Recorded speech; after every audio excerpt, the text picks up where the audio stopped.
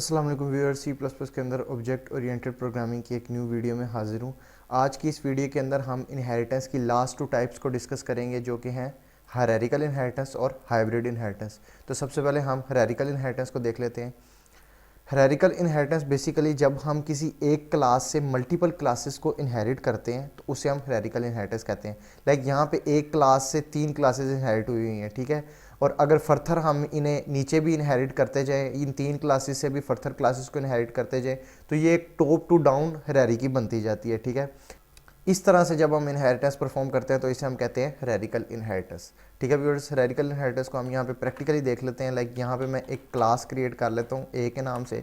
इसके अंदर हम एक फंक्शन बना लेते हैं जिसकी रिटर्न टाइप वॉइड है, जो कि बताएगा हमें कि ये ए क्लास का फंक्शन है, ठीक। इसके अंदर हम लिख देते हैं C out I M class A function, और यहाँ पे हम ब्रैकेट्स भी लगाते हैं फंक्शन की। अच्छा, इस तरह से अब हम यहाँ पे जो है ना इसका एक्सेस स्पेसिफायर पब्लिक कर देते हैं बाय डिफ़ॉल्ट, क्योंकि ये प्राइवेट होता है। अब एक और क्लास हम यहाँ पे बी के नाम से बना लेते हैं, इसी को कॉपी पेस्ट करके बी, ठीक है। ये बी का हो गया फंक्शन, और यहाँ पे भी हम बी कर देते हैं, ठीक है। इसी तरह से एक और क्लास बना लेते हैं सी के नाम से, सी सी सी। अब ये जो दो बी और सी, ये दो क्लासेस जो है ना, ये ए क्लास से इनहेरिट हो रही हैं, ठीक है। पब्लिक इनका मोड और ए, इसी तरह से पब्लिक ए। इस तरह की इनहेरिटेंस को हम कहते हैं हायरार्किकल इनहेरिटेंस। ये एक मेन हमारी क्लास है ए, उसके बाद इससे दो क्लासेस इनहेरिट हो रही हैं, ठीक है, बी और सी। यहाँ पे हम, अच्छा ये नेम स्पेस मैंने यहाँ पे लिख दिया गलती से, इसे हम जो है ऊपर मेंशन कर देते हैं। और यहाँ पे जो है क्लास बी का ऑब्जेक्ट क्रिएट कर लेते हैं B1 के नाम से, और सी का भी ऑब्जेक्ट C1 के नाम से। अब B1 डॉट, ये देखें दोनों फंक्शंस हमें शो हो रहे हैं, B1 डॉट फंक्शन B, ये दोनों क्लासेस के फंक्शन है। एक ये जो पेरेंट क्लास है इससे इनहेरिट हो रहा है ये फंक्शन, ठीक है, और एक इसका अपना फंक्शन। इसी तरह से जो है क्या नाम है, सी के अंदर भी एक ए क्लास का फंक्शन होगा जो इनहेरिट हो रहा है, और एक इसका अपना फंक्शन होगा, ठीक है viewers. C1 dot A function, C1 dot C function. अब इसे एग्जीक्यूट करते हैं, कोई एरर नहीं है, इसे रन करते हैं तो ये देखें क्लास ए का फंक्शन, बी का फंक्शन, फिर ए का फंक्शन, सी का फंक्शन। इस तरह से ये हमारी हायरार्किकल इनहेरिटेंस वर्क करती है।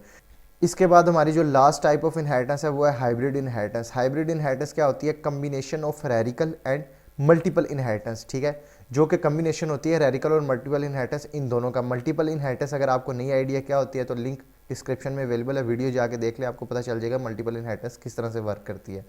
अच्छा, मल्टीपल, इसे हम हाइब्रिड इनहेरिटेंस को डायग्रामेटिकली देख लेते हैं। ये देखें, ये देखें आपको डायग्राम से शो हो रहा होगा कि ये हाफ क्या है, हाफ ये हायरार्किकल इनहेरिटेंस है, और इस नेक्स्ट हाफ जो है ये मल्टीपल इनहेरिटेंस है, ठीक है। एक क्लास से दो क्लासेस इनहेरिट हो रही है हायरार्किकल इनहेरिटेंस, और दो क्लासेस से एक क्लास जब इनहेरिट हो रही है तो ये मल्टीपल इनहेरिटेंस।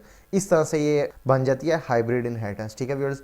इसको हम देख लेते हैं कि किस तरह से हम प्रैक्टिकली कर सकते हैं। और एक और चीज़ आपने याद रखनी है कि ये जो लास्ट हमारी क्लास होगी इसके अंदर जो है क्या नाम है, तीनों क्लासेस के फंक्शंस इनहेरिट होकर आ जाएंगे। अब ये देखें, ये हमारे पास ये जो है ना हायरार्किकल इनहेरिटेंस पहले से बन गई हुई है, ठीक है, हायरार्किकल इनहेरिटेंस। अब इसे हम हाइब्रिड इनहेरिटेंस किस तरह से बना सकते हैं?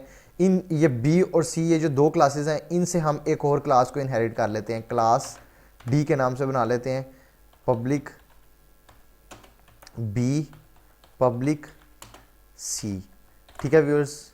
और इसके अंदर हम इसका भी मेथड एक बना लेते हैं। फंक्शन या मेथड क्लास का एक ही बात होती है, इस चीज़ का आपको पता होना चाहिए, ठीक है।